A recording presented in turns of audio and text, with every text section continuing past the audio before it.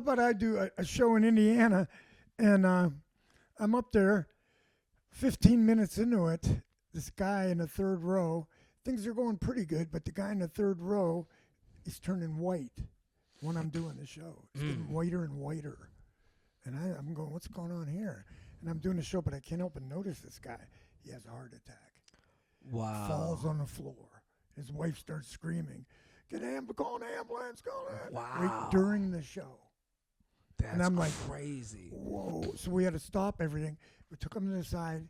So they got him some orange juice, set him in a chair, and then called an ambulance. And then they got him some air, and they sat him outside to get some air. And he started feeling a little better, and they took him in an ambulance. Man, and you were on stage still? No, now we're it's just done. Yeah. Stopped anyway. The owner wants us to finish it. He's like, "Oh, you guys want to go up there and do the last 15 minutes?"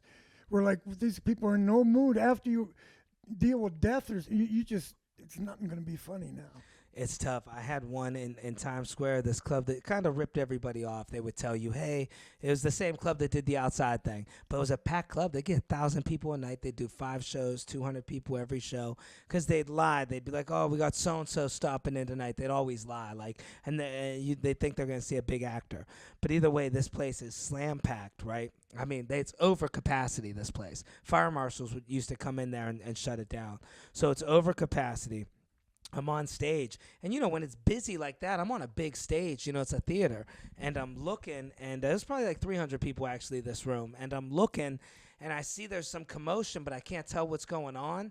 And then I see a guy's crawling on the ground, and I'm like, oh, this guy's drunk, man, and I'm making fun. I'm thinking he's hammered drunk. He's just crawling, and people are laughing. I'm all like, man, this dude's drunk. And then somebody goes, no, something's not right with him. That's my husband. He's not like this.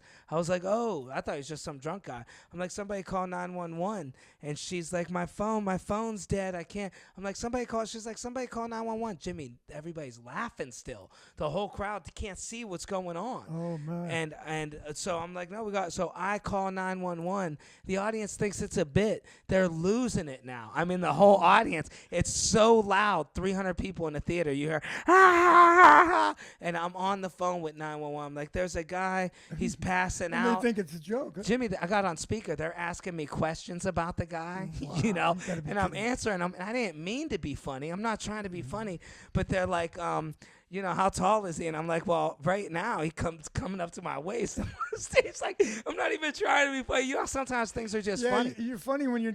The whole crowd had no clue. They even got the guy out of there, and they're coming out. They're like, man, that bit was hilarious. I never seen. Was that your friend, or was that who was that? They thought I faked the 911 call. Oh, really? The whole audience thought it was a bit.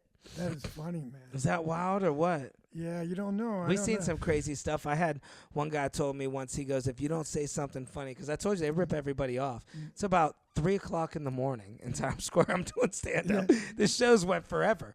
And this guy's in the front row. And Jimmy, the ceiling's leaking, shit's sparking. This building was condemned. They got a window out there. You could hear sirens and everything. See, people don't know that part. They think it's all the good shows. Right. They don't know you really go through some bad this stuff. This guy goes, if you don't say something funny, he goes, I'm stabbing you with a corkscrew. Is that what he said? And this dude had a corkscrew on him, like a prison shank corkscrew. Oh, my God. And I'm like, look, I'm looking for the host. Jimmy, they left me up there. This place was so busy. They do 3 shows on the upstairs. So the host is in another show for like 30 minutes waiting for the comic. Jimmy, I'm up there for like 45 minutes bombing. They started booing 4 minutes after I was on stage. For 40 minutes. I mean, these guys were taking breaks and going, boo, like they had to take a break. they for booed 40 minutes. It kind of harmony, like unison, huh? That host came, I came running out, and this dude was serious. He got real drunk now, and I was the last comic, and he was outside waiting to stab me. We're watching him on the cameras, and we waited like an hour. I'm like, man, dude, this dude really, he's pacing back and forth in front of the door, just waiting for me. He keeps looking. Finally, he walked away. I was never so scared walking to the train. My God, I got one on a more serious note. You know how you learn things? This taught me something I hear. I get up there and I do another show. It's in like South Dakota, man. It's freezing. People they're got their cars and they're plugging them in. Wow. 42 below zero. Wow. They're plugging their cars in. Man. I figured ain't nobody going to be there, right? Right. It's crowded. Everybody's there. Wow. And these people are like, man, people are coming in with snot running down their face. It was really, really, really bad. Man. But I learned something. What happened was I wanted to make fun of people because I seen Don Wrinkles people do that. Right. You know, and I got my own talent. I don't need to do that, but I figured, let me try. I see comedians do that. Right. Where'd you get them glasses? You want to look Right. at Mars? Yeah. Where'd you get that shirt? They start making fun and get some cheap laughs. Yeah. Like fart joke. You know, you can always get a cheap joke out of a fart, right? Right. So I said, I started picking on this guy in the front a little bit. And I wanted to try and see if it worked. And it worked a little bit. And I go, oh. So I said something about his shirt. You know, I started. And they laughed. They really laughed. When I got done, he was waiting for me. I come out of the bathroom. Oh, man. And he goes, Jimmy, let me tell you something. I got a farm. He said, I wait for these guys to come through here. I know it's only $12 a person, but that's out of my hard-earned money. I said, yeah. And he says, you hurt me. I want you to know you hurt me. Man. And my eyes, I said, what? I didn't even know what to say. Oh, that crushed you. Yeah, I didn't know what to say. And I says, I'm sorry, man. He goes, I think you got more talent. You don't even need to do that. But you did that, and I just wanted to tell you that because I saved my money. I'm going to keep coming, but I'm going to tell you what, $12 to me is a lot. Yeah. That's what he said, man. And it was like, after that, I never made fun of nobody. I'm Man, telling you, never again. I did learned my fun. lesson. I had this thing one time. So that same club I used to play, I was the house MC. So I hosted pretty much every show. So I was on stage a lot, like between comics. So I had to do a lot of crowd work. Nobody's got that much. But some of these shows were 3 hours long. Like you'd go up and do 30 minutes between comics sometimes. And I did a lot with my bits. I had a lot of crowd work. And I remember I had this one bit, now I don't really talk like this, but when you start off, you got like booger jokes and dirty jokes, right? You got You got dirty stuff. You're trying to survive, You're just trying to make it, yeah. And you know how it is. The club owner's watching you, and you want that money. You're up there tap dancing, You're trying to get that $20. You're broke when you're comedians. Yeah. That's $20 or $15. And then you spend it on gas or food, and Right. you don't have anything. That'd be, it makes your night, though. You're like, you need that money. So, so I had this one bit that I would do, and it would kill, man. And it would be about, it's about women's breasts and whatever. I had like 5 or 6 punchlines. And then, it's a long bit. Like, it's about a 7-minute bit I had. So anytime somebody would get up to, I would point out a girl that was maybe like, I guess you call flat chest or whatever. And even if she was laughing, I'd be like, look, she don't like this joke at all. It's so wrong to do that. And then they would get up or leave or something. It's like you have to learn I'm that. picking on them, And I'm like, oh, look at her. She's like, I don't like that joke, and it's killing and this and that. So I knew the ticket seller, right? Now, I didn't realize I did anything. Now, about 4 or 5 years go by. And the comedy club closed. And I'm walking. This dude goes, yo, what's up? And I recognize him. I'm like, yo, you were the ticket seller. He goes, man, I got to thank you. I said, why? He goes, you're the reason I married my wife. I said, what? He goes, yep. He goes, well, everybody loved you at the comedy club. So I told her, hey, you're going to love the host. He's great. Go to the show. He's funny. And 20 minutes after she bought the ticket, she came up to me crying. And she goes, he said he made fun of me for being flat-chested. I want breast implants, this and that. And he bought her breast implants and married her. Is that crazy? Yep. Oh, that had so to it turned hurt, positive. But he goes, man, she was crying. I didn't learn this till 5 years later. You don't realize what you can do to somebody. Man, crushed a girl. Check this out. I'm in Wisconsin, real bad snowy night. And I'm doing a show in Wisconsin, and here comes this autistic girl on a walker. She's only about 19, 20 years old or something like that. She comes in there with a fake ID or something to get in 21. Wow. With her mother. But she wanted to see comedy, and her mother wanted to bring her. Right. She can barely walk, and she got this autistic thing. I'm not paying a lot of attention to it, but I see that. And when I get done, I said something nice to her up on stage, and I don't know, I just kept doing the show, and you don't know if you're making any impact. When I get done, she's scribbling. Her mother goes, come here. She won't leave until you read this. And she's scribbling on this napkin. Can't even write. His hand's shaking. I'm looking at him going, what's this? I pick it up. It goes, you made my night. Wow. And I was like, whoa, that's what it's about. It's much better than somebody just going, he's funny. My cousin could be funny at 7. Right. That's what it's about. And people are drunk, and they always say, I could be a comedian. Right. And remember Jimmy Wiggins would say, can you be funny at 9 o'clock Friday? Yeah. You got to be at a certain At time. that time. You just can't be funny anytime. I love stories like that, that's why I love how we see, you were telling me, and I noticed it, with Matt Rife making the kids part of it when they're in a wheelchair. Because, some people, they get uncomfortable. They think, oh, how's this going? You can't talk about somebody in a wheelchair. Like, I do the learning disability stuff. Like, I have the learning disability, and I love being able to tell families and kids, like, hey, you're better at other things. Who cares if you're not the strongest? And it actually pumps some people. And it does. Somebody's watching it that's disabled or And they'll come slow. up to me and thank me. They love me. And even the parents will be like, thanks for saying that. And even just the message of, you could do this. You could do anything. You could be the best painter in the world. We're special in different ways. Like, just because you might not be able to read the best. And you're funniest when you're you. Right. It's like somebody would just, remember Bill Murray on TV or somebody goes, you just look funny. It's just your expression. Yeah. Chevy Chase, some way they look. Yeah. And people would just say, when you're yourself, it's just your funniest. Jimmy, I'll tell you, when I go back and look at old tapes. They always want to ask me, who do you want to be like? Who do you want to be like, Rob? I want to be me, Yeah. And the best compliment I ever got when I headlined down in Dayton, I did the club. And the one guy, I was in the green room, I could hear him. And he asked the guy, I'm paying to see this Jimmy Bartok. What does he do? Is he any good? And he goes, he's just Jimmy Bartok. That's wow, that's cool. You don't know what to say. Yeah. You'll see. It's just, you're going to get his personality. Yeah.